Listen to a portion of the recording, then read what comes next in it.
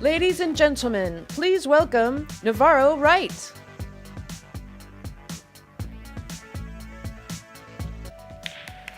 How's everybody doing? So there's many times in my life when I have these moments when I can decide whether the glass is half full or the glass is half empty. So I don't know if you guys are here because you really wanted to hear me talk or you wanted to get a good seat to hear the guy who invented Netscape. So I'm going to go with the first one. So I appreciate your time. So, I am a student, I am a fan of the lean startup movement. I've incorporated it in products, I've incorporated it with clients. I've really started to understand how it can transform your products into better products. But really what I started to realize in my life is that those same principles can affect socioeconomic change, right? And what we're going to talk about today is a project that's been kind of a passion project of mine, focusing on using those principles to close the digital divide. So a little bit about me. So I've been involved in technology for about 22 years now. I've held CTO positions at BET, at Radio 1. I started a company called globalgrind.com with Russell Simmons. We raised money from Excel. So I've been involved in large enterprises, started my own companies, been in the Valley, pretty much anything you can think of in the technology landscape. So I know at this point what some of you are thinking. How rare is this? An African-American male who's been in the tech scene for 20 years, who's raised money in Silicon Valley, and is here to talk about it. You're like, I wish I would have charged my camera phone so I could put this on Instagram. But I'm here to tell you we do exist. And I think you guys are lucky enough that you've been at this conference and you've seen that I'm not the only one. You've seen Black Girls Code, you've seen the Fat Startup, you've seen examples of people not only in this space, but using their unique cultural backgrounds to attack unique problems. And what I want to talk about today is how I'm attacking this problem. So let's level set. We're all lean entrepreneurs and entrepreneurs, so we know that technology is moving faster than ever, right? We know that before 1998, there was no Google. We know that before 2004, we never poked anybody. Before 2006, we didn't use phrases like OMG, JK, LOL. They didn't exist. Before 2007, we played words by ourselves because we couldn't play words with friends, right? We knew that these things have been transformative. You look at Square, you look at the iPhone, and most importantly, Instagram. But if you look at the second half of this chart, you see the time span in which a company went from idea to cultural impact has gotten shorter and shorter. I mean, Instagram, literally a year and a half before it became a billion-dollar business. We're seeing companies now shrink that. So we all recognize the opportunity. It's the reason why we spend money to come to conferences like this, so we can accelerate that process even faster, so we can take advantage of all of this opportunity. But herein that lies a challenge. There is a large demographic that is absent from this opportunity. Some of the key stats: less than 1% of African Americans start internet companies. African Americans and Hispanics are overall less digitally literate than the rest of the world. The key areas where they're lacking are in education, career growth, entrepreneurship, and just general quality of life. I like to say sometimes, as long as I have my mobile phone, I'm like MacGyver. There's not a problem I can't solve. If I want to go to the movies and make sure I get a seat, I can get that. We take a lot of those things for granted, but we don't realize that there's a large demographic that doesn't have access to those tools and functions that we have in our daily lives. And the last point, which is huge, is that digital literacy is key to almost any job you have today. Let's face facts. Those underrepresented audiences are losing. And the reality of it is that we're all losing. The census says that by the year 2040, people of color will be no longer a minority. So think about if 90% of those people in those audiences are digitally illiterate, that affects all of us. When you counteract that to the hard challenge you have of finding qualified technical talent to fill the jobs in the companies you're creating to innovate. We're all losing this challenge. So when I set out to solve this problem, the first thing I had to do was come up with a hypothesis. And my hypothesis was simple. I actually believe that today there are enough services, resources, people, and technology to solve the digital divide. I don't think we need to create another service, another product, another nonprofit to solve this problem. So when I thought about that, I looked at this current landscape to kind of solidify this hypothesis, right? If you look at my chart with digital literacy being on one side and the opportunity for success being on the other side, you look at the Y Combinators and the tech stars at that far end.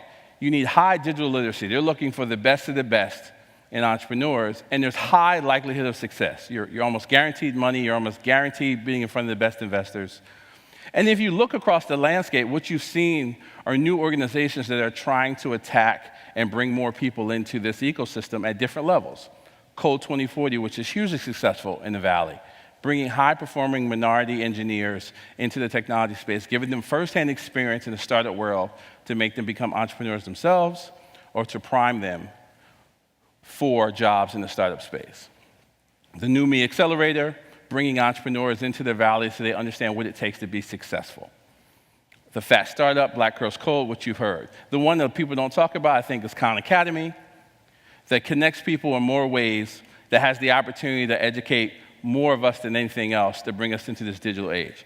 So when I looked at that, and you think about my hypothesis, I said, okay, where do I need to fit to solve the problem? Well, the one thing I saw was that no one was asking and solving the hard question, right? We're all lean entrepreneurs. We spend our days asking the hard question. And the hard question is, how do you go and increase pipeline where there is none?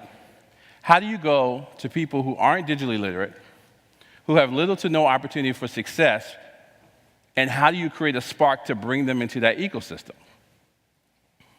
Well, once I had that hypothesis, I wanted to build an MVP. And luckily, in this process, the MVP was actually me. I was in a documentary about 2.5 years ago, and after I was in that documentary, I received hundreds of calls to speak. I would get paid speaking engagements, and I would get calls from people saying, hey, our group really needs to hear from you. We can't pay your train fare, but we want to bring you. So I started to take those calls, but I took them with an analytical edge. I said, look, I'm going to go into these environments and really start to understand what it's going to take to bridge that gap. Why aren't people seeing? Everyone, sees the iPad ads. Everyone sees technology. Why is there a core demographic that's not causing that chasm? So I started doing that. I traveled the country speaking, but I did it with a goal in mind. I'd go into different audiences and want to get specific information. I'd make them do surveys before I started the speech and make them do different surveys at the end of the speech. I choose different type of groups specifically based on the feedback that I received from those first speeches, really trying to get down to the core of what the challenges I needed to solve. I was able to instantly engage with the audience, and it allowed me to gather key data and information on what was needed. I interviewed them. I would hear things like, I never thought of technology as adding value to my life. I never thought of technology being something that I could be involved in. So it started me down a path. I would continue to refine my message. I would go in one group and give one version of the message, and I would go into another group and give another version, and I would test what the results would be. What would the reactions be from those different crowds, groups, and how I formed this? And I would kind of ask myself, did light bulb moments occur? And what a light bulb moment is when someone comes up and says, hey, I never thought that what I was doing or what I did in my everyday life mapped to a career in technology. Because I believe once they did that, they could never go back. They kind of had that in their mind, and they thought differently about new problems and challenges. So really what I learned is that the new divide is all about perception. Quick question, how many people here have an iPhone? How many people here have an Android? How many people here have a BlackBerry or a Windows phone? Could you move over to the people with the iPhone and Androids? Because we're going to move a little fast, and you won't be able to keep up with that device. Don't hate me, hate the market share. But I say that to say we all have a perception of the world that's similar to this. We believe that any problem we need to solve, any piece of information that we need to gather, we can go on our phones and we can gather it. There's an app for it, there's a service for it, or if not, we're lean entrepreneurs, we can build it. But in the underrepresented audiences, their perception looks a lot like this. They're daily focused on their survival, on really what's going to get them from one day to the next. And when that happens, opportunities can be to the left or right of them, and they never see them. So what I did was I set out, based on that initial data that I received, to solve the hypothesis of how do I change this perception problem. Why are these kids successful? These are 5 kids from Fast Company, all created apps. Their ages 13 to 18, they made $50,000 a year. Why are these kids more successful than these kids? When I actually believe that they're actually the same people with different levels of perception of opportunity in front of them. We've all written things on a napkin. Imagine a demographic of people who write things on a napkin and can't go anywhere with them. They don't know the tools to create and turn them into reality. I've met people in this process that don't know how to print on a computer, full-on adults. How do we achieve digital inclusion? How do we level the playing field? So I wanted to do that by figuring out how do I remove the environmental boundaries and restraints from the audiences I was talking to get them into this ecosystem. So I built a second MVP, and I called that MVP Project Chicago. So I went into Chicago. I picked Chicago because of some of the demographic challenges they were having in the education system and the high level of unemployment. I found a company that was based here called Dev Bootcamp, who was opening up an office in Chicago, and I said, hey, if I take you into the south side of Chicago, help you educate that audience on your opportunity, we'll work together to get some of that audience into your class. We had 800 people show up. We had 86 people who applied to be in the program, and the first 3 people are starting in that program in January, a very small subsection. Now, the importance of this is, you go back to the perception problem. It was a 10-minute drive from Dev Bootcamp's office that had been open for 3 months, and the church we did this in the south side of Chicago. 800 people in the church had never heard of Dev Bootcamp. 90% of the people in the church had been unemployed for 2 years or more. 60% of the people in the church had college degrees and were looking for a new career opportunity. So what this MVP is set to prove is that if you take a certain demographic and you give them the same level of perception of opportunity that we all have, that we can increase our workforce, we can increase quality of life, and we can close the digital divide. All of our products start with a problem. The problem I'm looking to solve and continue to solve is to bring in a demographic audience to create new ideas, to solve problems that we can't solve because they're coming from different backgrounds. Using analytical data, using processes that we all know and we live by to solve this problem in an incremental basis, city by city, until we change the ratio. These are the 3 people that were actually picked. Great cross-section. One's a Chicago policewoman who was shot on the job. Another one's a recent college grad who couldn't find work. The last guy has a computer science degree, and he's working as an assistant manager at a GameStop. In 9 weeks from now, they'll all be Ruby developers, and Dev Bootcamp has a 90% completion rate in terms of job applications, so they'll be making $80,000 a year. Why is that important? It's important because they will create what I call a visual representation of success. We all have perception based on visual representations of success. We're about to hear from Mark Andreessen, who's a visual representation of success in this environment.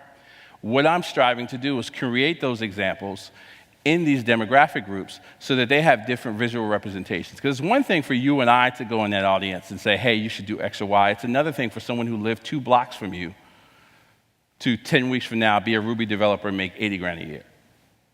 So the goal is to close the divide by using these incremental experiments to build perception and awareness across the country. My goal is to continue to spread those analytics, to change the perception in those audiences of what the opportunities are here. And more importantly, is to actually change your perception as well.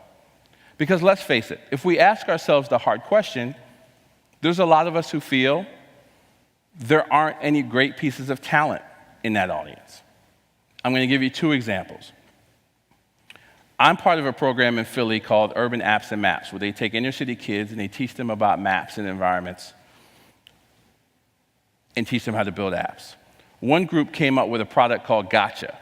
It was basically using cell phones to create a network of surveillance within the mall that if a shoplifter went in one mall, you take a picture with your phone, and that photo immediately spread across the rest of the network so that every store in the shopping center knew about that proposed shoplifter. Now, you guys all know from reading the billion-dollar industry that shrinkage is in retail. That's a great example of people who thought about this every day because, quite frankly, they knew some of the people who were shoplifting. They knew the tips and tricks that they were using to get them, so they came up with something to solve that problem. But until they were married with the technologies and tools to turn that napkin idea into a business, it would have never happened. So when my goal and what I strive to continue to do is take all the experience that we have, that we utilize every day, and introduce it to pockets and environments of people so that they have those same skills, those same opportunity to do the things that we do every day. I wanted to open it up if anybody had any particular questions. Yes, sir. I think there's mics somewhere.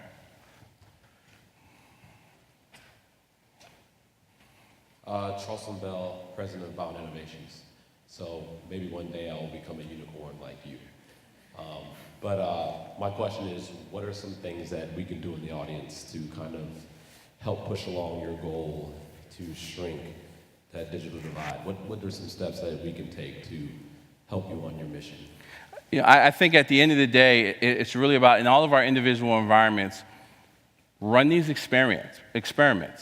Find somebody who would be an unlikely addition to your team and give them a simple internship. Let them solve problems. Hear some of the issues and challenges that they have, of problems that they think that they want to solve, and introduce them to the tools. I was sitting in the back and read an update. I don't know if you guys saw this story in the Today Show, where a homeless guy was taught by somebody how to code an hour a day over 9 weeks. He was going to give the homeless guy $100. He said, or I'll teach you how to code. He found him a used Chromebook for $150. The homeless guy just released his app on the App Store yesterday. Now, the premise in that is, how many of us have walked past a homeless person and said, hey, would you like to join my engineering team today? Not many, right? Let's be honest. Because our perception of that person is based on our limited knowledge of where they come from. So the larger answer to your question is widen our perception, right? Because at the end of the day, we all know that everyone has the opportunity to create unique ideas, and we didn't have those opportunities until we were introduced to this, right? We didn't know Lean until Eric wrote the book. Right? We didn't know it was Lean. We just all thought we had ADD and we asked a lot of questions. But now we know it's the Lean startup methodology. Because we have that perception. I'm saying let's widen that to an audience that otherwise you wouldn't think to have that. I'm telling you to see invaluable results. Yes, ma'am. So when I was listening to your talk, the question I have to set it up is, we look at Twitter and the user statistics, disproportionately it's Black and Latina college-educated women. So when you're talking about digital literacy, a lot of your examples seem to also be conflating with socioeconomic status and lack of access to a lot of things. So I'd love to hear your thoughts on kind of the role of socioeconomics is playing in some of this digital divide that you're referencing and kind of what we can do about that. Sure. I think, when I throw the slide up about environmental constraints, we have to understand that this is generational, right? We've been talking about the digital divide since the Clinton era. So the people who were digitally divided during the Clinton era actually had kids, but they never told them about technology, so they're disconnected too. So the social economic piece has an impact because I may have a kid who has the next great Facebook idea, but they're surrounded in an environment where no one's telling them that that's valuable. No one's saying that technology actually adds value, right? Yeah, you can text somebody, you can connect to them, but no one's showing them the creation aspects because they see very few people like me, right? Because there's not enough of us in the space. We're here, you're right. College, but there's also a sub-demographic of people who use Twitter who aren't college educated, who don't even know what it meant to create Twitter, right? There's people who use Facebook who don't even know that Mark Zuckerberg did it in a college dorm room using free software. It's worth more than Puffy, Jay-Z, and Russell and all of them put together, right? Those are the things that we have to do and bridge. We got to understand that it's generational and understand that it's their environment. Like those three people, we're going to take them out of the South Side of Chicago. They're going to get in a class with other people who are like-minded in the sense of wanting to do better, and they're going to go back and take that and be visual examples of success. And all of us here can already be visual examples of success in every environment we're in. One more question before we go? Thank you guys very much.